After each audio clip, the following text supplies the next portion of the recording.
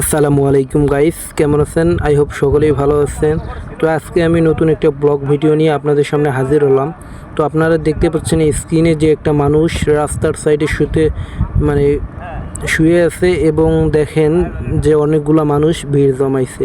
তো আজকে মূলত আমি নীলফামারী থেকে যাওয়ার পথে দেখতেছি হালির বাজারের সামনে এই ঘটনাটা।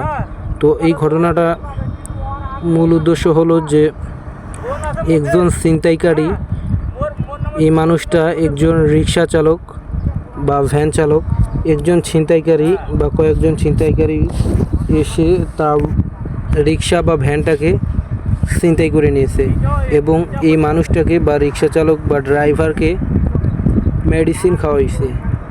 তো আমি বোঝাতে চাচ্ছি যে কারা এই কাজগুলো করে, তারা কি আসলে মানুষ নাকি জানোয়ার? তো আমি আপনাদের কাছে প্রশ্ন একটা আমার, যে এই মানুষগুলোরও তো একটা পরিবার আছে, তাই না? এই মানুষগুলো কেন এরকম কাজ করে?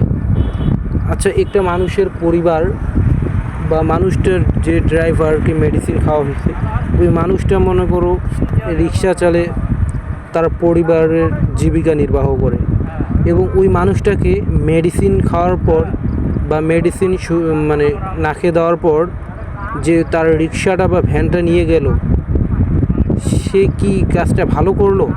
আপনারাই বলে যাবেন, কমেন্টে বলবেন। আর গাইস, মেন কথা হচ্ছে যারা এই কাজগুলো করে আসলে প্রকৃতপক্ষে তারা আসলে মানুষ না। কারণ যদি একটা মানুষ, সুস্থ সবল মানুষ বা জ্ঞানী মানুষ এই কাজ করতে পারে না। এই কাজগুলো করার জন্য দেখেন দিনের বেলাও এরকম হয় কেন আমি বুঝি না। আশেপাশে মানুষ থাকতে পারে, মানুষ আছে, কিন্তু দিনের বেলায় এরকম ঘটনা হবে আমি সেটা ধারণার বাইরে।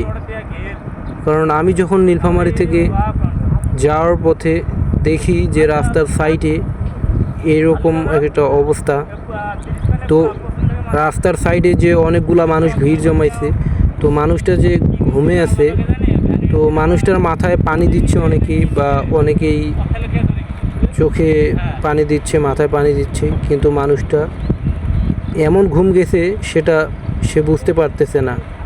তো এরকম কাজগুলো, এই অমানবিক কাজগুলো মানুষ কেন করে আপনারাই বলে যাবেন। আর এইরকম কাজগুলো যে তারা করে, তারা কি আসলে মানুষ? তাদের কি মানুষ বলা যাবে কি যাবে না? আসলে আমার মনে হয় যে তারা প্রকৃতপক্ষে মানুষ না। কারণ সে